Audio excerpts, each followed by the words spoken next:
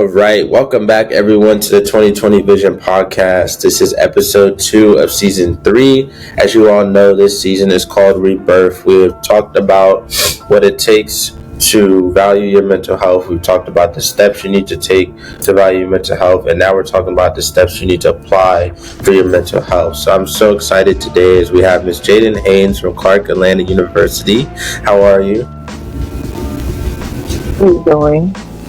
I'm doing well. Thank you so much for hopping on. This is an exciting time as we have now branched to other schools and other HBCUs, and also just spaces for college students, people in their 20s, to branch out and really, just talk about how they're feeling, talk about their experiences. As we know, college is a literal movie, as most of you would say. There's a lot of things that happen. There's a lot of things you experience. There's things that go on you cannot control at times, I would say. And definitely, lessons and things that you grow from and that you learn from other people. So people, today the topic is going to be talking about student leadership and the whole realm of that full circle moment. So to get into it a little bit, for most of you that know, student leadership is something that's very important to the collegiate world. I know that a lot of people, value student leadership. They value, having an impact on campus, doing stuff to make sure that the new students feel welcome to their campus, make sure, that the continuing students are having a great experience. And so, I want to start off with saying that, leaders, they come from everywhere, right? And my minor is leadership studies. I learned that a lot in what we're learning that leaders are, they literally are everywhere. You can have a leader in different spaces. You can have small leaders, big leaders, global leaders. And I think, a lot of people put a lot of pressure on themselves to feel like they need to be the perfect type of leader. But let me just go ahead and set the record that does not exist.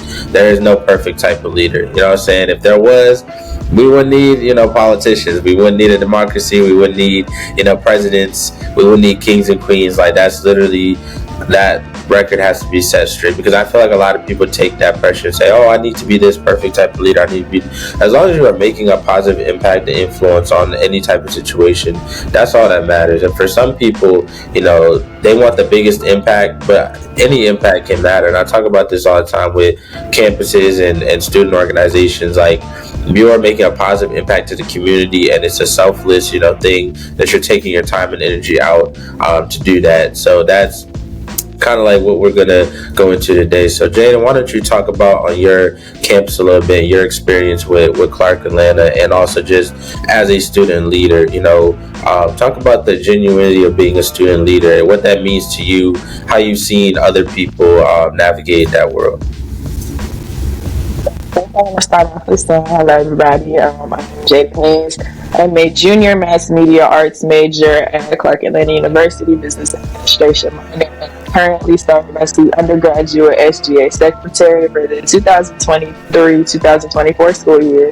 And one thing that I have seen here at Clark Atlanta after a year of being here is the disconnect between administration and the student body, and also the genuine care that people put into student leadership positions. We find ourselves a lot of times chasing status, chasing positions, but not being in it for the right reasons.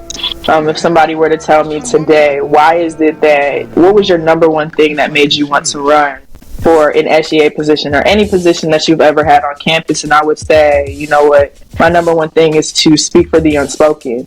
There are a lot of people on my campus that feel like they can't come to people in higher positions or people with platforms to advocate for them, which was one of the biggest reasons that I wanted to be in this position, because I was once one of those people. One thing that I am is a natural born leader, but I feel like through my experiences, I've grown into a stronger leader than I previously have been before. But I do know sometimes when people are given positions, it may be hard to talk to them sometimes. There may be arrogance in the room. There may be a self-esteem boost. And I've seen it even happen in this office sometimes. And my biggest thing was pretty much running off of being a soft shoulder for people. because as my job as secretary, I serve as a liaison between SGA and my student body. So everything that I observe that happens outside of these walls, I bring it back into these walls and say, hey, we have a problem. What is going to be the solution for this? Yeah, that's awesome, and I definitely agree with you. The natural genuinity of who leaders are. I feel like that speaks a lot to your character and your personality. And who you kind of show up as. And I definitely resonate with you when you say that, because a lot of people, especially on my campus too, there's a lot of it's like a big wall that's being put up. It's like a wall or a gate, where those people who may not have a voice or who don't know how to kind of show up in these outlets and figure out like, how can this support me, or how can this person help me out, or how can I connect with this person.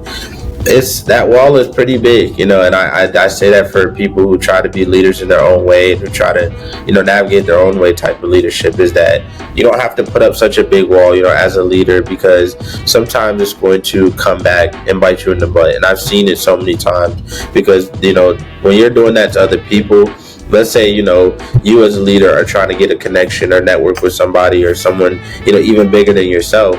You don't want that person doing that to you, and I think it's kind of a toxic situation where people don't even feel comfortable to go to those leaders for advice, go to them for any influence or impact, and say like, hey, I want to be a part of this, like, how do I do that?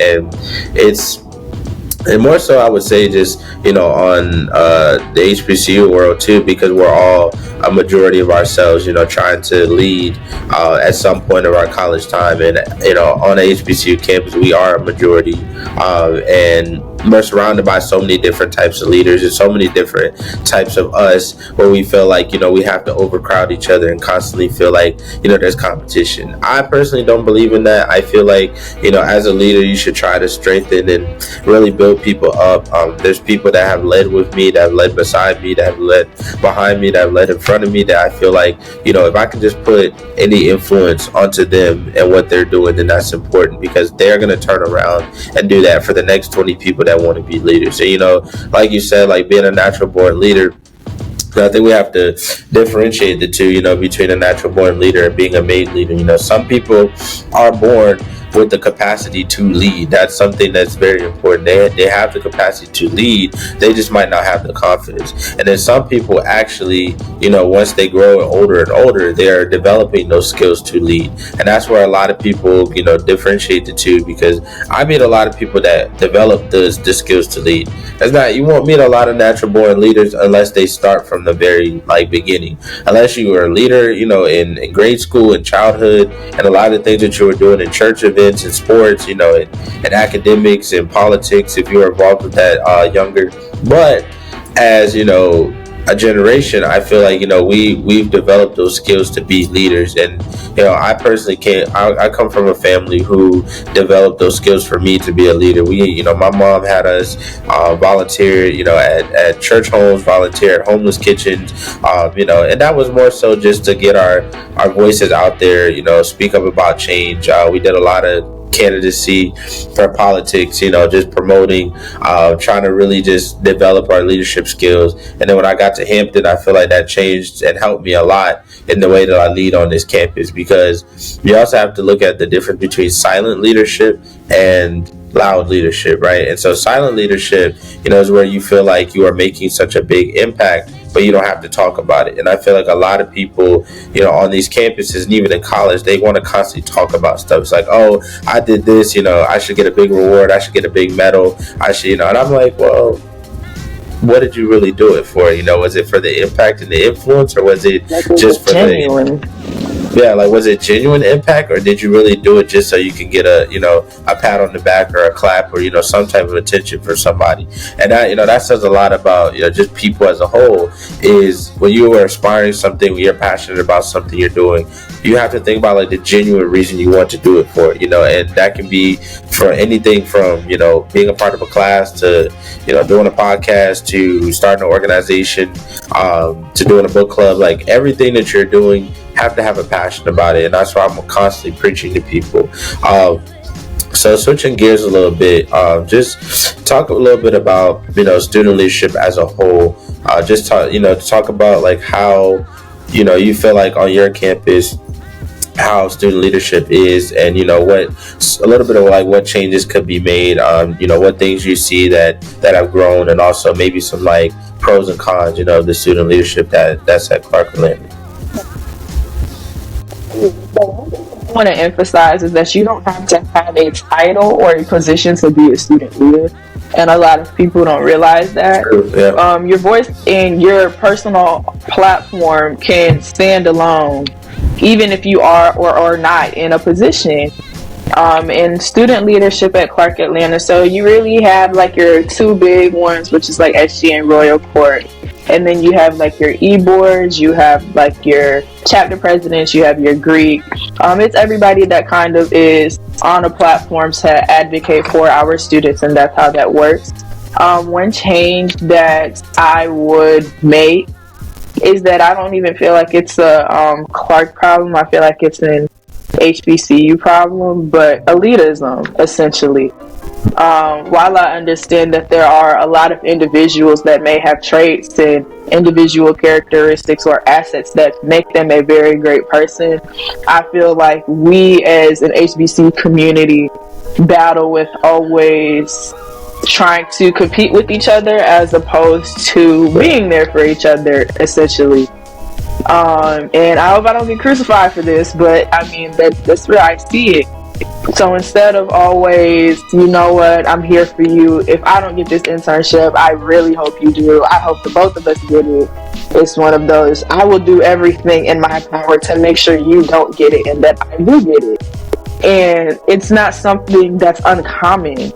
I feel like we've lost camaraderie in student leadership, and we're becoming obsessed with power, essentially.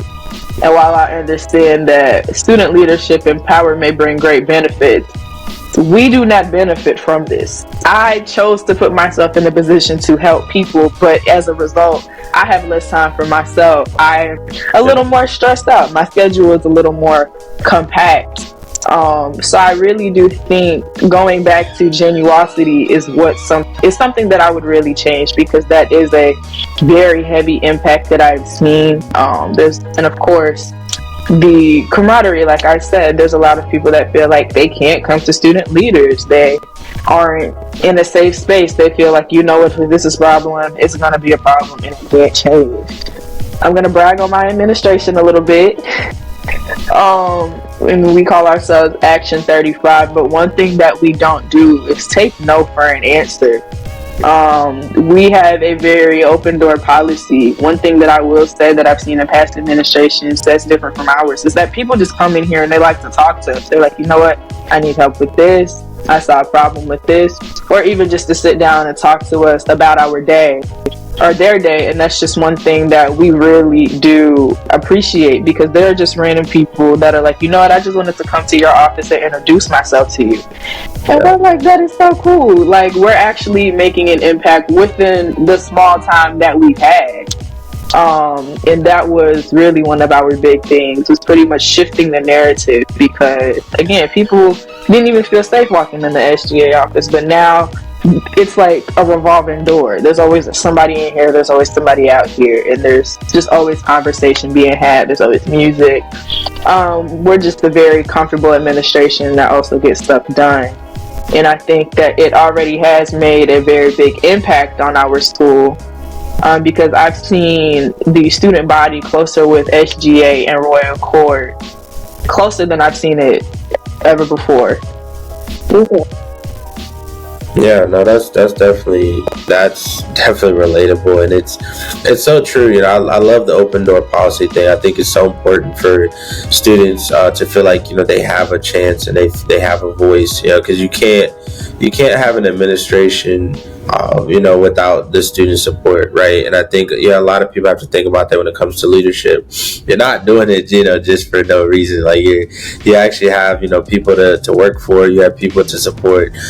You have voices that want to be heard, and that it should be like the ultimate genuine reason why you do it. And I agree with you. Like, it really is something that more, not even just schools, just the society as a whole should take in the fact that we need more of an open door policy. We need to be heard as a society, as a community, just in general, allowing people to be heard. And like you said, taking no for an answer. That's a mindset that you got to develop, because it really, if you allow yourself to get rejected and told no all the time, then that means that you've given up. And it's like, I'm not.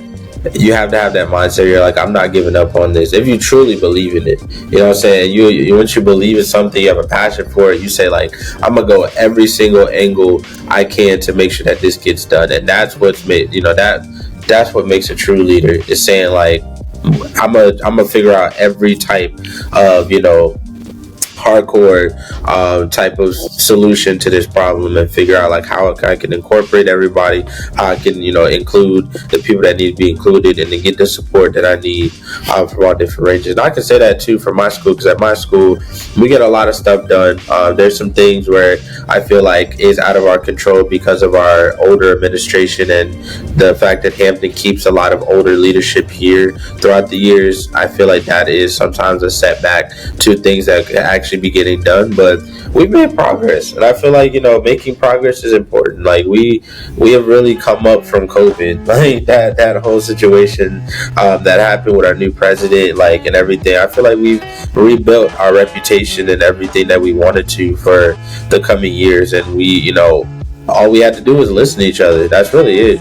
Just listen to each other. And one of the well, everybody knows who LeBron James is, but he was on the SB show, and one of the things that he said, before starting his 21st season was, that you don't have to love everybody. You don't have to. You can hate some people, but one thing you should always do is respect people, because there's stuff that they have done that has impacted the community and people in small ways that you probably would never even heard of.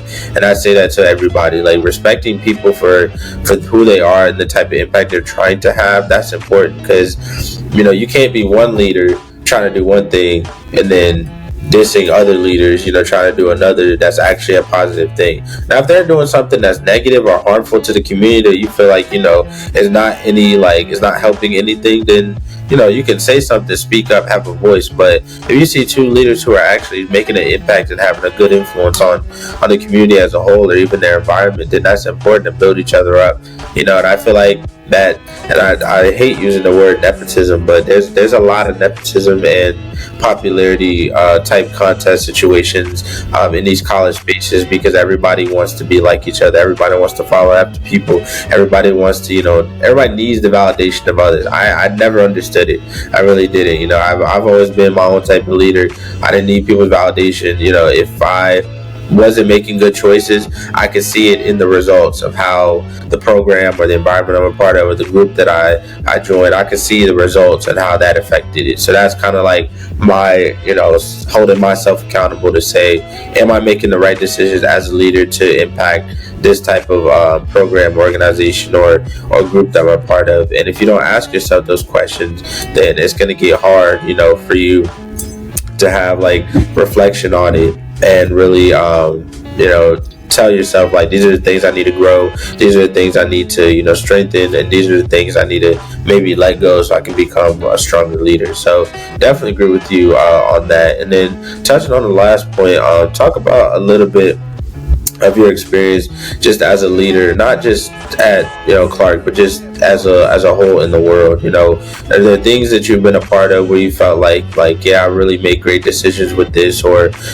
like programs or even events or even just organizations you've been, because there's a lot of things that I've been a part of where I had a lot of anxiety going into it as a leader, not just a student leader at my school, but just a leader in the world. I used to work for the elections, for the presidential elections as a poll book officer. I had to be a leader for that at a young age, working with much older people. But it definitely helped me grow as a leader, and it taught me a lot of lessons about having patience, having composure. So talk a little bit about that for your experience. First, I'm gonna start with, we start way back. So One thing that I've always liked to do, I couldn't even say like, I always go into a situation with knowledge on that situation. I'm always walking in prepared. So probably, I was a cheerleader from probably third grade to senior year of high school, and was captain for basketball and football freshman and sophomore year. I didn't cheer my junior year because I had to buy a camera to chase my jeans. In the senior year, I wasn't captain, but I really wasn't bent over it.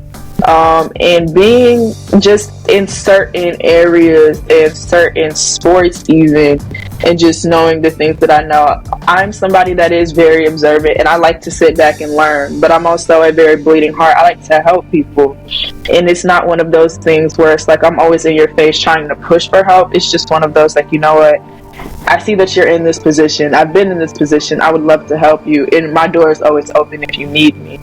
One thing that I do want to emphasize is that I emphasized in even my platform as secretary. I'm going to jump a little back and forth. Is that I'm a student leader, but you need to emphasize the word student. At the end of the day, I am here advocating for you, but we all have the same problems, and we're all students, and we're all on the same playing field. I am no better than you just because I hold a position in office. And I feel like sometimes that gets misconstrued because we have to talk about it sometimes. There is a life outside of Clark Atlanta and your HBCU. One day you are going to leave and you're no longer going to be SGA president. You're going to be Miss DAU. You are going to be working a job every day, making a living. And if you work so hard to have these positions and statuses here at Clark Atlanta and you don't work towards your future, then you leave with nothing, and it means nothing. Because after you leave, the position leaves with you. Yeah. Even running for Miss Brawley Hall, I was very scared going into that because I had only been here for a couple of weeks. I didn't know anybody, and I was running against somebody who had been here the previous year. But it was like, you know what? You're doing this because you know that you can make a change, and you know the problems that HBCU residence halls face, and you know that if given the platform and given the voice, that you could really execute a lot of good things out of this. So you still have to push through and really persevere, regardless of this person may know more people than you, and your campaign is everything, because people know when you campaign for the right reasons, and people see straight through you. It's not oblivious, it's not opaque, it's black and white. You see it. Right. So I ran for Miss Brawley Hall. Even on the Senate, even serving on the Senate, we are drafting the Constitution. We're seeing slight changes that we didn't approve. We're reading the Constitution thoroughly, and we're seeing and reading in between the lines and seeing how vague it is, and seeing, you know, it may be the people above us may get away with certain things because our Constitution is written vaguely. We need to encourage people to join House of Delegates. We need to encourage people to join the committee that changes the Constitution that has not been ratified since 2015. I probably know that Constitution and can read it straight without even looking at it. Even people that come in here searching for advice, my number one thing is know the Constitution, know your right. Like it's like America. Like, you need to know your amendments, you need to know the Constitution, you need to know your history. And one thing that I tell people is that if you don't know your history, you don't know nothing at all. I actually don't say that, but I'm not gonna say it on the podcast. But yeah, that's really where I'm at with like student leadership. You really, it all falls down to genuosity. Like, I know we keep going back to it, but like that's really the number one problem that I see. People are scared. People don't want to talk. People are doing it for the wrong reasons, and people are in these positions and they're not upholding the position like how they're supposed to. People are letting other people in other positions do their job, but others get the credit for it. But at the end of the day, you're here for the students, not for you. And 9 times out of 10, when people do the position for the wrong reason, they find out the hard way, like, oh, I actually have to do something. Like, this is real. And yeah, it's a sacrifice that you make, because we are all one big family. And I sacrifice sleep, my schedule, and a whole bunch of things because I feel as though I have what it takes to make the proper change that my school may need, and so on. Gotcha. Well, yeah, no, I definitely agree. I wouldn't even guess that because you definitely look more well rested than me. So I wear my stress on my everywhere. Honestly, like you can honestly tell when there's you know well, number one, the impact that you're making. If you feel good about it, your heart and your energy is into it.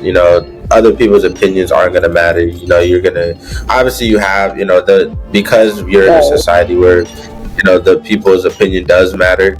It doesn't have to matter to you, and I have to learn that the hard way. A lot of the decisions I was making, things that I was doing, it was for a right reason. It was for a good reason, and then when the results showed, everybody saw I made that decision for a reason, but it didn't have to be for other people's validation.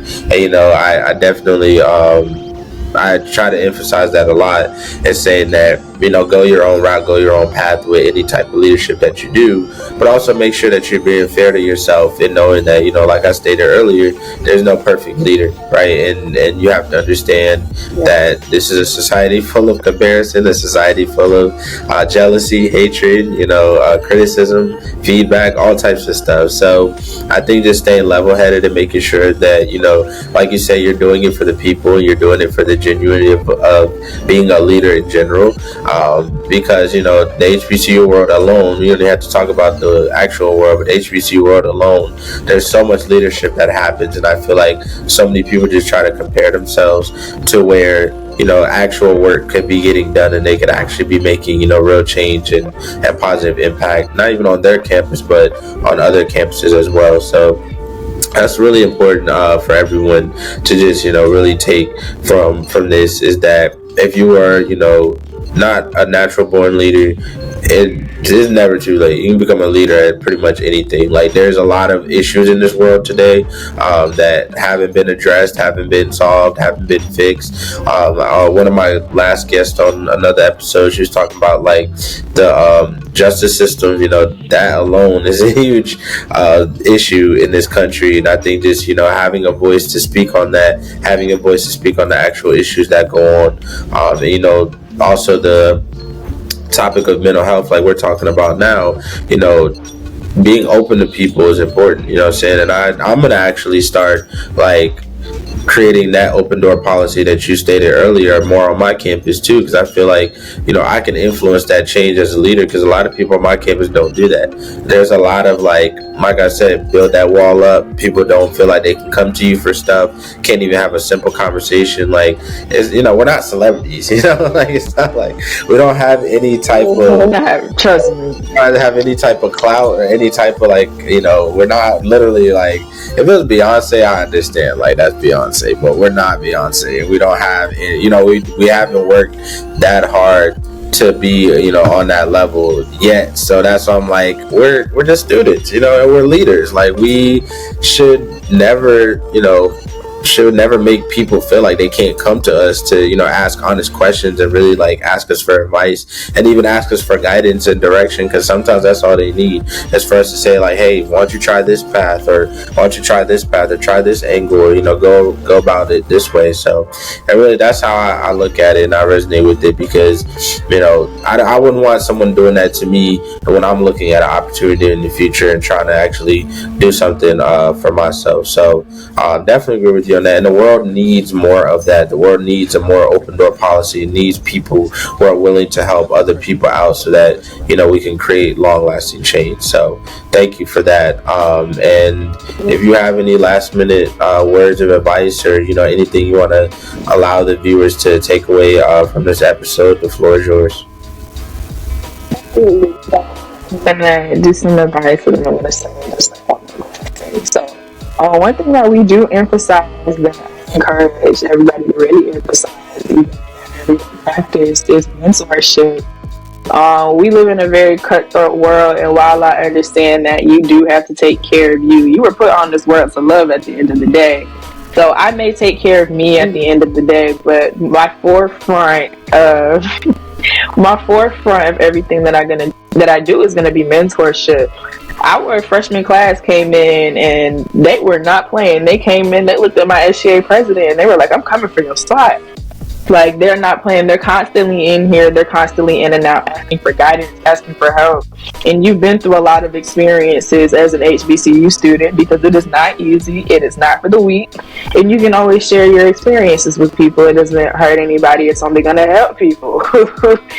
And one thing that I do want to just leave with everybody and the viewers is just make sure that you're doing everything for the right reasons. People see through you, and it will come back, and it will haunt you if you do it for the wrong reason. And you always just need to keep an open heart to people.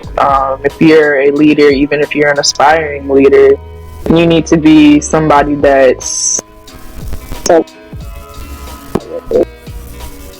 somebody that people consider comfortable.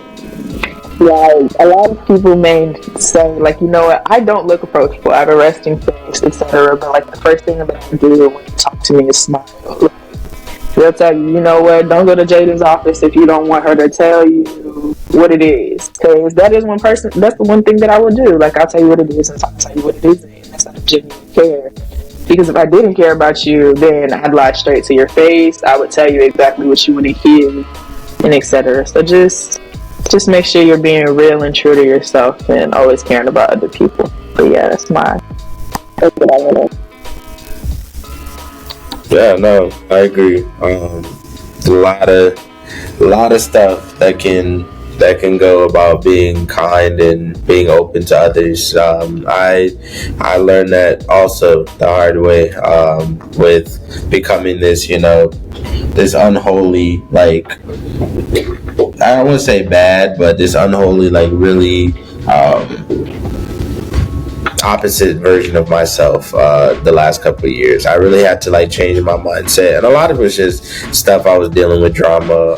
So I was just basically saying, like, the last thing I would just say is people to just be genuine, be yourself, really just allow yourself to connect more and be open-minded to people and love people first. Just please spread kindness and love. I can't emphasize that enough. In this world that's so full of hate, so full of stuff going on every day, people that are just not feeling, like themselves, feeling like they're constantly pushed up against a wall. Allow yourself to spread your wings and care for them, because that in the future might be someone that can lend their arms and help you out also. So thank you so much, Jayden. I really appreciate it for hopping on this episode and talking about the importance of student leadership and the importance of being genuine in that leadership and allowing ourselves to impact and influence others. And thank you everyone for watching, and we have so much more to come for this season, and I will see you all in the next episode.